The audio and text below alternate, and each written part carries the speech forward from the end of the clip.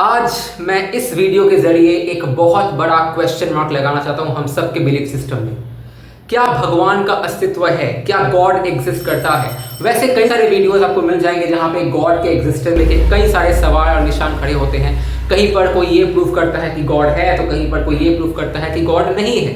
पर अगर मैं अपने साइंटिफिक टेम्परमेंट की बात मानूं तो मैं ये क्लियरली कह सकता हूं कि there is no God. Question है, ऐसा कैसे हो सकता है? तब ये सब बनाया किसने है? मैं आपको दो सवाल पूछूंगा, सिंपल सा सवाल। अगर आपने जवाब दे दिया तो इसका मतलब गॉड एग्जिस्ट करता है, और अगर नहीं दे पाए तो इसका मतलब गॉड एग्जिस्ट नहीं करता। हम सबको पता है ज्योमेट्री के बारे में। हम सबको ये भी पता है कि हमारे पास एक स्क्वायर होता है जिसके चारों साइड्स इक्वल होते हैं।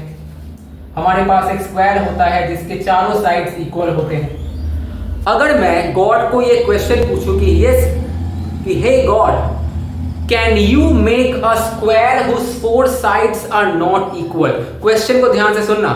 Can you make a square whose four sides are not equal? क्या ये गॉड इसको पॉसिबल कर पाएगा? अगर आप ज्यादातर टेक्स्ट बुक्स पढ़ोगे या फिर रिलीजियस बुक्स पढ़ोगे, वहां पे लिखा है कि God is almighty, God can do anything, there is nothing impossible for God. अगर ऐसा है, अगर there is nothing impossible for God, तो इसका मतलब ये है कि अगर मैं गॉड को ये टास्क दूं कि God make a square whose four sides are not equal, तो क्या गॉड ये कर पाएंगे? अगर गॉड ने ऐसा कोई स्क्वायर बना दिया जिसके चारों साइड्स इक्वल नहीं है, तो इसका मतलब वो स्क्वायर है ही नहीं।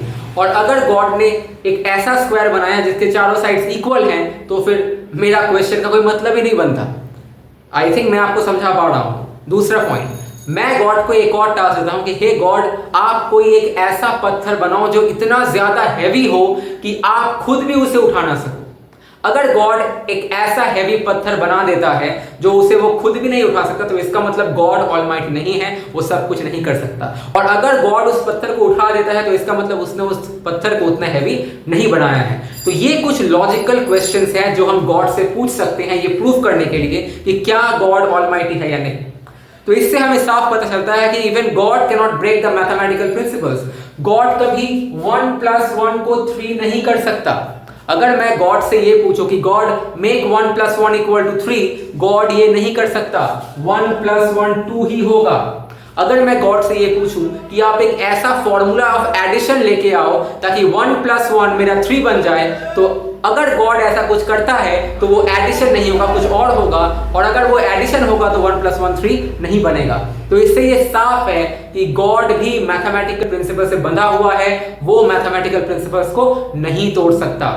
तो अब आप मुझे बताओ, जब हम कहते हैं almighty God can do anything, nothing is impossible, तो सीधा सा सवाल है, हमारा जो ह्यूमन माइंड है ये जो कुछ सिंपल क्वेश्चंस पूछ रहा है, गॉड इसको एक्सप्लेन नहीं कर सकता। या फिर हमारे पास जो गॉड का डेफिनेशन है, कम से कम उस डेफिनेशन के हिसाब से हमें आंसर नहीं मिलने वाला। तो इससे क्या मतलब बनता है? इससे ये मतलब बनता है कि गॉड का अस्तित्व है या नहीं, ये डिपेंड करता है कि हम गॉड को कैसे डिफाइन करते हैं।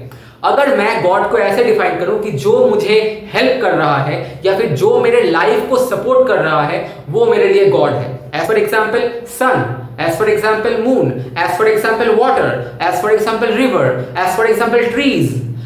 ट्रीज है तो हमें ऑक्सीजन मिलती है, हमारी लाइफ को वो सपोर्ट करता है, तो मेरे लिए वो गॉड है। सूर्य की रोशनी आती है तभी जाके हमारी धरती पे एनर्जी आती है जो कि हमें बचाए रखती है, तो मेरे लिए सूर्य गॉड है ना।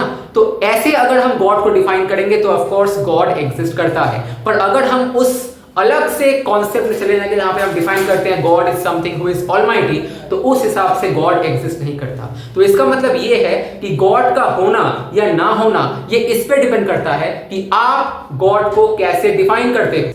तो क्या मैथमेटिक्स ही वो गॉड है जिसके बारे में हम जानना चाहते हैं?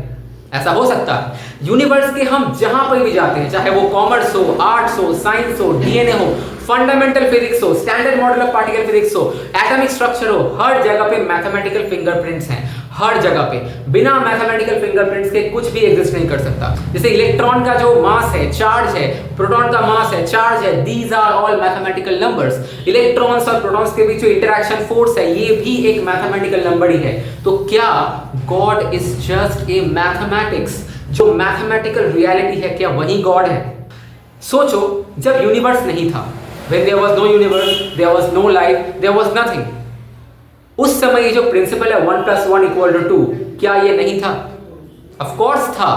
अब मुझे एक बात बताओ, ये 1 + 1 होता है मेरा 2, या 1 × 2 होता है 2, 3 × 2 होता है 6। तो ये जो मेरे प्रिंसिपल्स हैं, क्या इन प्रिंसिपल्स के एग्जिस्टेंस के लिए हमारा अस्तित्व जरूरी है? यूं समझ लो कि अचानक से सब कुछ कोलैप्स कर गया, हम सब कोलैप्स कर गए, ये यूनिवर्स जो है वो डिस्ट्रॉय हो गया, यूनिवर्स में कुछ रहा ही नहीं, फिर से वो ब्लैंक स्पेस में हम लोग आ गए। तो क्या उस समय ये जो मैथमेटिकल प्रिंसिपल्स हैं, मल्टीप्लिकेशन का, एडिशन का, सब्ट्रैक्शन का, डिवीजन का, क्या ये सब खत्म हो जाएगा? नहीं, ये खत्म नहीं होगा, ये एग्जिस्ट करता है। बस यूनिवर्स जब क्रिएट होता है या फिर हम जब क्रिएट होते हैं तो हम इन मैथमेटिकल प्रिंसिपल्स को फॉलो करके चलते हैं। तो इससे हमें यह पता चल सकता है कि मैथमेटिक्स कभी खत्म नहीं होता, मैथमेटिक्स नेवर डाइज, क्योंकि मैथमेटिकल रूल्स और मैथमेटिकल प्रिंसिपल्स नॉन फिजिकल होते हैं, फिजिकल नहीं। अब जो चीज नॉन फिजिकल होता है वो कभी डिस्ट्रॉय हो ही नहीं सकता। जब कुछ भी नहीं था तब भी वो मैथमेटिकल प्रिंसिपल्स थे, और जब अभी सब कुछ है तब भी ये मैथमेटिकल प्रिंसिपल्स हैं, और जब कुछ नहीं रहेगा तब भी मैथमेटिकल प्रिंसिपल्स रहेगा। तो इससे हमें ये पता चलता है कि मैथमेटिकल प्रिंसिपल्स हमारे एग्जिस्टेंस के ऊपर डिपेंड नहीं करता, it has an independent existence. Square का एग्जिस्टेंस हमारे एग्जिस्टेंस के ऊपर डिपेंड नहीं करता। एक स्क्वायर के चारों साइड्स हमेशा इक्वल ही होंगे, सर्कल के 360 डिग्री ही होंगे, सेमी सर्कल के 180 डिग्री ही होंगे। तो ये सब प्रिंसिपल्स हमारे रहने या ना रहने से कोई फर्क नहीं पड़ता, ये हमेशा रहेगा, चाहे हम रहे या ना रहे। तो इससे ये साफ पता चलता है कि शायद जो मैथमेटिकल प्रिंसिपल्स हैं वो हमेशा ही एग्जिस्टेंस में थे, यूनिवर्स से पहले भी और यूनिवर्स के बाद भी। बस यूनिवर्स और हम, यानी कि जो भी हमारे पास नेचुरल फिनोमेना है, वो सभी इन मैथमेटिकल प्रिंसिपल्स को फॉलो करके ही आगे बढ़ रही है, चाहे वो E = mc² का ही रिलेशन क्यों ना हो, जिसे आइंस्टाइन ने दिया था, जो ये कहता है कि energy and mass are interconvertible. But आप गौर करके देखो कि एनर्जी और मास का जो ये रिलेशन है यहाँ पे लेकिन मल्टीप्लाइड फॉर्म में है, ये m के साथ c² मल्टीप्लाइड फॉर्म में है। तो ये मल्टीप्लिकेशन का लॉ हमेशा से ही था, बस जब यूनिवर्स क्रिएट हुआ तो ये फिनोमेना ने इस लॉ को फॉलो किया। तो इससे ये साफ पता चलता है कि mathematical principles always exist, it will never cease to exist even if we do cease to exist. अब आप बताओ गॉड का डेफिनेशन क्या है? गॉड वो है जो कभी खत्म नहीं होता, जो हमेशा से था और हमेशा रहेगा, पहले भी था, इसके बाद भी रहेगा। तो क्या गॉड ही वो मैथमेटिकल प्रिंसिपल्स है? इंडिकेशंस तो वही है। तो जो बच्चे अभी इस वक्त यंग माइंड्स के हैं उनमें थोड़ा एक मैंने स्पार्क देने की कोशिश की कि यार थोड़ा स्पार्क जगह अपने अंदर, कि क्या अपने आप से ये क्वेश्चन पूछो कि क्या जो मैथमेटिक्स हम कर रहे हैं यही गॉड है? अगर है तो हम इसे और अच्छे से कैसे एक्सप्लेन कर सकते हैं, आप मुझे कमेंट में ज़रूर बताना। अगर आपको वीडियो पसंद आया हो तो कमेंट में आप लिखें अपने क्वेश्चंस, अगर समझ में ना आया हो तो भी आप क्वेश्चन करें, मैं आपको आपका आंसर ज़रूर दूंगा। और हाँ भैया, चैनल को सब्सक्राइब कर लो, इतनी मेहनत से अपनी क्रिएटिव माइंडसेट के साथ मैं वीडियोस लाता हूं। अगर आप सब्सक्राइब नहीं करोगे तो शायद ये चैनल ज़्यादा दिन नहीं टिक पाएगा। अगर आप चाहते हो कि हमारा ये क्वांटमिज्म का जो आइडिया, फिलॉसफी है, ये ग्रो करे, ताकि पूरे इंडिया भर में जो साइंटिफिक अवेयरनेस की जरूरत है, जो क्रिएटिविटी की जरूरत है, जो क्वेश्चंस पूछने की आवश्यकता है, जो इमेजिनेशन की आवश्यकता है, वो बरकरार रहे, तो उसके लिए इस चैनल को सब्सक्राइब करना, वीडियो को शेयर करना, लाइक करना और नोटिफिकेशन बेल जरूर दबाना।